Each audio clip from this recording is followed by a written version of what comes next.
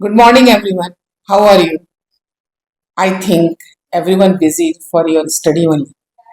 See, children, life isn't about speed, but it is about find the right gear in right time.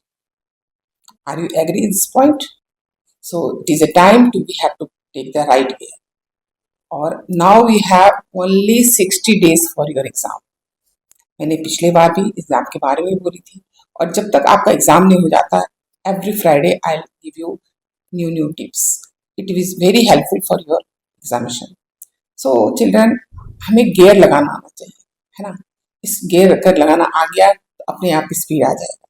उसी प्रकार exam में अभी 60 days है और आपके पास 6 सब्जेक्ट है. नाउ इट इज टाइम कि आप उसको डिवाइड कीजिए. आपको एक सब्जेक्ट के पीछे 10 डेज का टाइम मिलता है और 10 डेज में I think more than 10 chapter है. अब आप सोचिए, अब नर्वस मत होइए. अब आप उसको ब्रेवली आप उसको डिवाइड कीजिए कि मुझे किस दिन क्या पढ़ना. आप देखिए कभी कभी क्या होता है, इंसान आज नहीं कल पढ़ेंगे, कल नहीं परसों पढ़ेंगे. Please don't do like that. आप एक दिन में आपको 9 आवर्स पढ़ने हैं. 9 आवर्स. अभी मेरे ख्याल से स्कूल में भी आपका जाना ज्यादा नहीं होगा, सिर्फ प्रैक्टिकल के लिए जाएंगे और कोचिंग भी अगर जाते होंगे तो वो भी अब बंद होने के स्टेज में आएगा.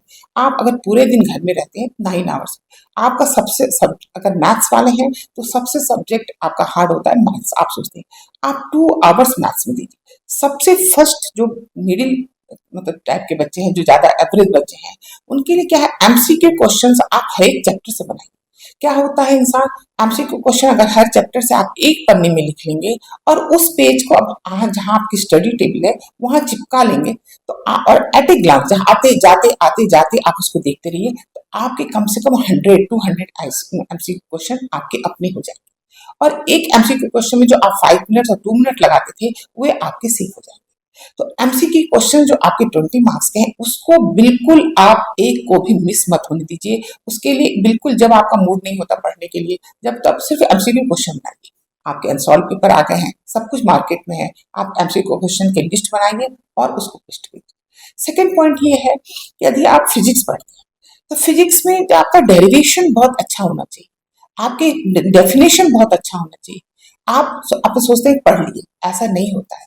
आजकल साइकोलॉजिस्ट ने बोला है कि यदि बच्चा पढ़ता है तो उसका 1 आवर में आधा भूल जाता है और 2 आवर्स में 25% ही सिर्फ उसको याद रहता है. तो अगर उसके लिए हम क्या करें, 1 आवर का फिर से रिमाइंड कीजिए. आपके पास तो और कोई काम नहीं, आप तो ऐसा नहीं करो, आपको कहीं प्राइवेट हॉस्टल में रहते हैं कि आपको खाना बनाना पड़ेगा, कपड़ा धोना पड़ेगा. आपको ये सब काम कुछ नहीं करना. यू हैव टू थिंक आपका कैरियर, आपका लाइफ. आप सोचिए कि आपके 3 महीने के बाद जब रिजल्ट निकलेगा तो आपका हर एक कोई आपका नाम लेगा. बस उसको इमेजिन कीजिए, आपको अपने आप मोटिवेशन आ जाएगा.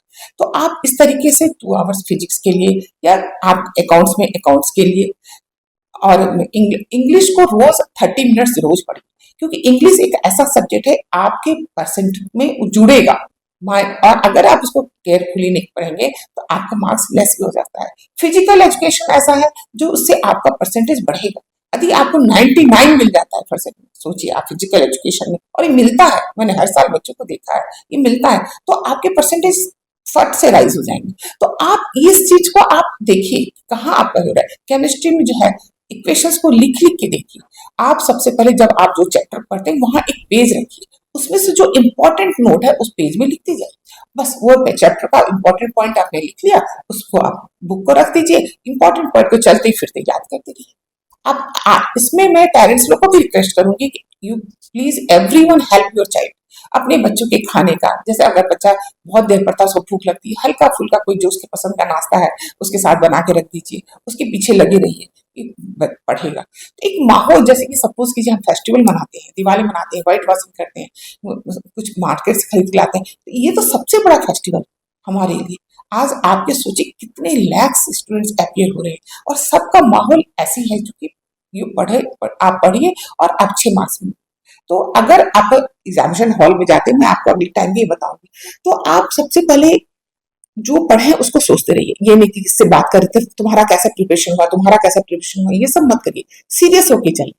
और यदि आप सपोज कुछ भूल गए तो आप इधर उधर मत देखिए, उसमें आप और डिस्ट्रैक्ट हो जाएंगे. और तीसरी बात, अगर आपको कहीं से शोरगुल हो रहा है तो आप अपने कान में रुई डाल लीजिए, एकदम कंसंट्रेशन करके आप पढ़िए। मैं देखती हूँ कैसे नहीं आपको 99% मिलता है। तो ऑल द बेस्ट, स्टार्ट करिए। और मैं अगली बार आपसे पूछूंगी, मुझे मैसेज बहुत आते हैं, बहुत मैसेज आते हैं, हमने ये तैयारी किया, ये तैयारी किया। मैं मैसेज अगर पढ़ूंगी तो टाइम चला जाएगा, इसलिए बहुत मैसेज आते हैं। तो इस तरीके से मैसेज मुझे भेजिए कि कौन सा परसेंटेज आ गया आपका। जो देखिए, अगर 30 डेज जो फर्स्ट पेपर है उसको आप 30 डेज के बाद वो एक दो दिन आप उसके लिए देंगे, तो आपके पास ये लिख के 30 डेज बचा है। इस 30 डेज को, जैसे अभी किसी स्कूल में प्री बोर्ड एग्जाम चालू हो रहा है, तो आप प्री बोर्ड एग्जाम सोच के मत दीजिए। आप सोचिए मैं ये एनुअल एग्जाम है और मुझे इसको देना है और इसमें मुझे 90% लाना है। एक बार आपका हौसला बुलंद हो जाएगा तो आगे बढ़ते चले जाएंगे। All the best children. Thank you.